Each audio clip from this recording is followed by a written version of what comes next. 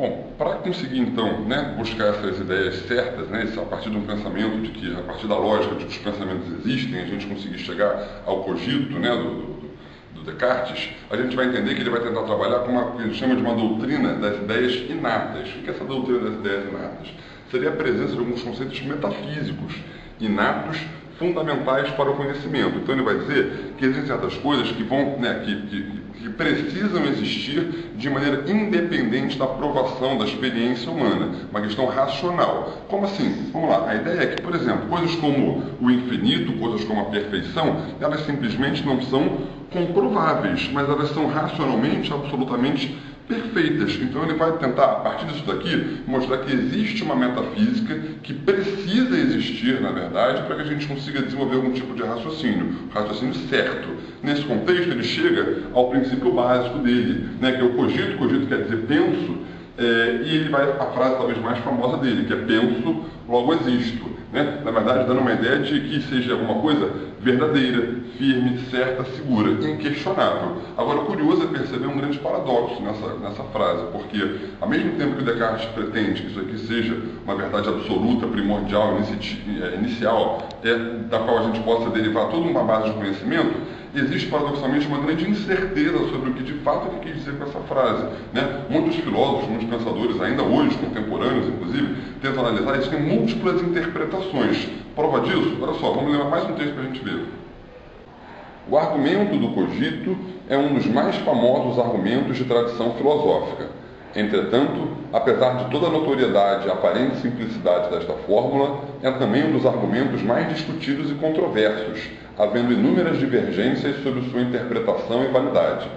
Trata-se realmente, como pretendia Descartes, de um ponto de partida radical, de uma certeza sem pressupostos? Mas é isso que Descartes pretendia? O argumento depende centralmente da noção de pensamento ou pode ser formulado a partir de outras noções, como sentir e perceber?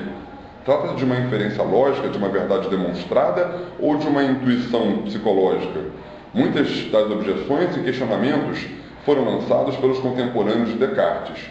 Outras foram levantadas ao longo do desenvolvimento do pensamento filosófico nos últimos 3 séculos.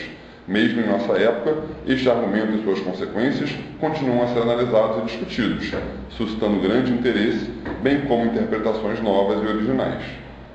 A gente percebe, então, que existe uma grande indefinição, né? A gente não tem muita certeza sobre o que é o pensamento. Não é tão simples, tão básico como penso, logo existo. Hoje em dia existem múltiplas interpretações possíveis, que chega a ser bastante curioso, né? E, de certa forma, até bastante criticável. Aliás, sobre crítica, né, ao pensamento, né, cartesiano, crítica ao racionalismo como um todo, eu vou apresentar para vocês, olha, 2 filósofos da suspeita, 2 filósofos, né, um moderno, quase contemporâneo, já contemporâneo, que vão questionar, né, esses valores sobre os quais se baseiam o pensamento, né, vai se basear o pensamento racionalista. Olha aqui, ó, os filósofos de suspeita são aqueles que vão questionar o poder ilimitado da razão. E aí vamos trabalhar aqui com dois nomes bastante conhecidos. Um é o Nietzsche, que a gente já trabalhou, né, até em aulas anteriores, e um é o Freud.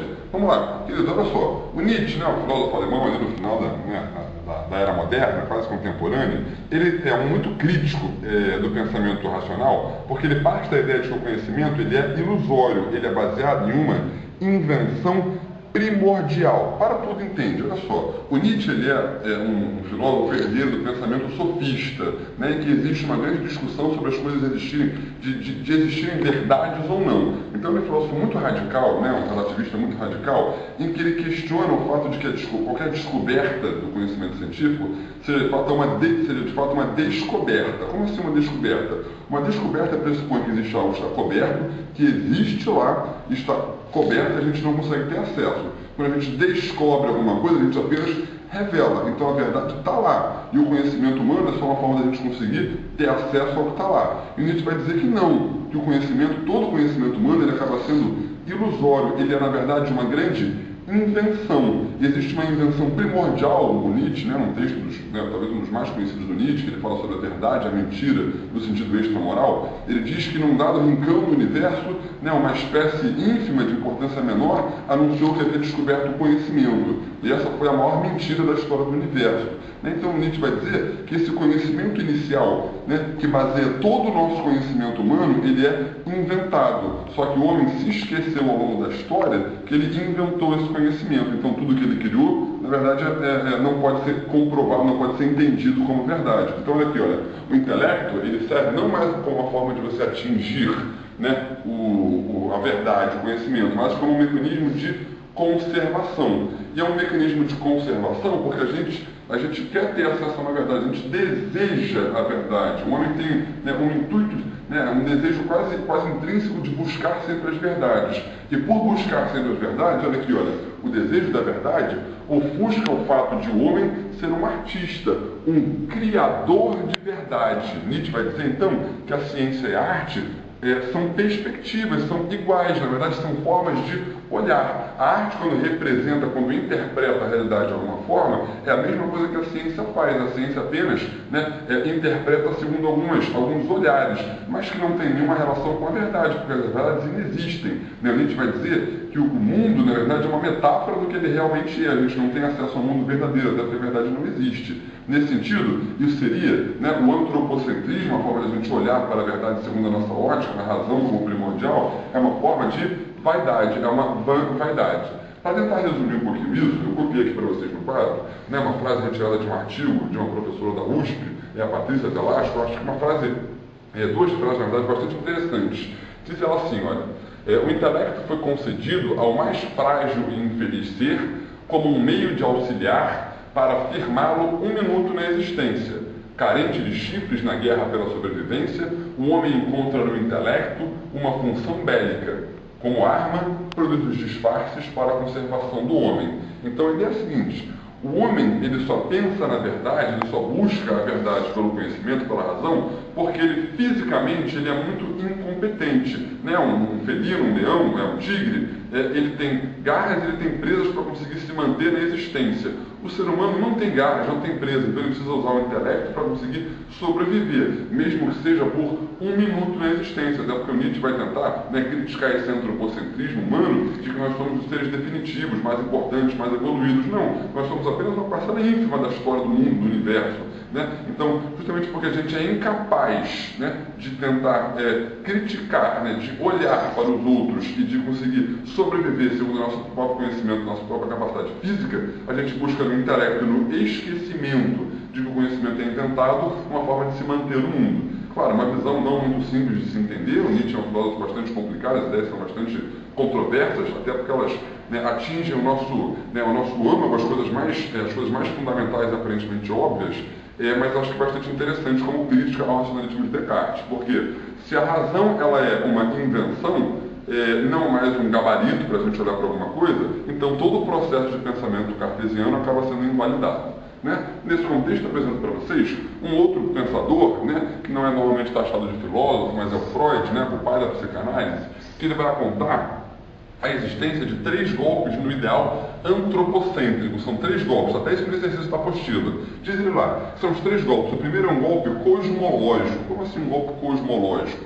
O homem se acostumou, na sua história, a olhar para o mundo segundo a sua própria visão. Então a gente tem a sensação, né, e essa sensação acaba se tornando, né, tendo uma influência na nossa razão, de que nós somos o centro do universo, de que o nosso planeta está parado e de que o Sol é um astro menor e ele gira ao nosso redor. E que os outros planetas, as estrelas, tudo isso gira ao nosso redor. Nós como centro do universo. E aí a ciência veio mostrar para a gente, né, com Copérnico, que nós, na verdade, nosso planeta ele gira em torno do Sol. Quando ele gira em torno do Sol, a gente começa a olhar, bom, vem cá, então o universo não é a partir da perspectiva humana. Nós não somos o centro do universo. Da mesma forma, a nossa razão não é então uma coisa tão especial, tão criada, que só nós temos, porque o universo é em função de nós mesmos. Então, isso de alguma forma atinge, né, esse ideal da antropocentrista e naturalmente relacionado com a parte da racionalidade, né, do racionalismo. Um segundo golpe seria um golpe chamado um golpe biológico. né? E aí tem muito a ver com a descoberta do Darwin, pelo menos a teoria da evolução natural do Darwin. Porque o homem, quando se percebe como uma mera evolução de outras espécies, ele vai perceber que a nossa capacidade de racionalizar, a nossa capacidade da razão, é apenas fruto de uma evolução. Nós não temos uma capacidade especial, inata, nascida com a gente, que seja algo que não se explica ao longo da história. Não, nós somos animais, nós não somos tão diferentes dos animais. Então a gente perde, por um lado, os animais, às vezes capacidades físicas, mas a gente ganha pela racionalidade. Mas ela não é tão fundamental como explicação, né, do mundo. Então, a comprovação da nossa animalidade acaba questionando um pouco o nosso ideal antropocêntrico também. E aí, o que é mais interessante para o Freud, na verdade, é um golpe psicológico. Né? Resumido aí na frase, eu coloquei para vocês, olha, de que o ego não é senhor da sua própria casa. Né? Se a gente conhece um pouquinho a teoria do Freud, ele vai, né, trabalhar muito com o inconsciente, com, né, as coisas que não são manifestadas de maneira racional. Então, quando ele vai começar a mostrar que a gente é muito mais inconsciente, muito mais desejo não realizado, não manifestado, do que a própria consciência de verdade, ele vai questionar o quanto que a gente pode se basear o nosso conhecimento na razão. Porque, afinal de contas, se nós somos muito mais inconsciência do que consciência, como é que a gente pode olhar para a razão, né, e achar que nós somos, essa é a forma mais segura de a gente olhar para o mundo, se é só uma parte do nosso pensamento?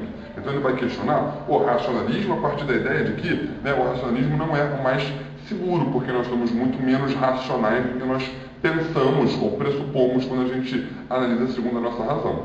Nesse contexto, para entender um pouquinho melhor o pensamento do Freud, vamos ler mais um textinho, vamos lá. Com a hipótese da existência do inconsciente, Freud mostra que o homem não se define pela racionalidade e que sua mente não se caracteriza apenas pela consciência, mas, ao contrário, nosso comportamento é fortemente determinado por desejos e impulsos de que não temos consciências e que reprimimos. Não realizados, permanecem, entretanto, em nosso inconsciente e manifestam-se em nossos sonhos, em nosso modo de agir. Ao formular uma nova explicação do aparelho psíquico humano, Freud mostra que não temos controle pleno de nossas ações e que há causas determinantes de nossa ação que nos são desconhecidas. Um dos argumentos centrais do racionalismo moderno, o acesso privilegiado do ser pensante à sua própria consciência, a evidência do cogito enfatizada por Descartes, torna-se assim altamente problemático. Bom, é isso, gente. Espero que vocês tenham gostado. Até a próxima aula.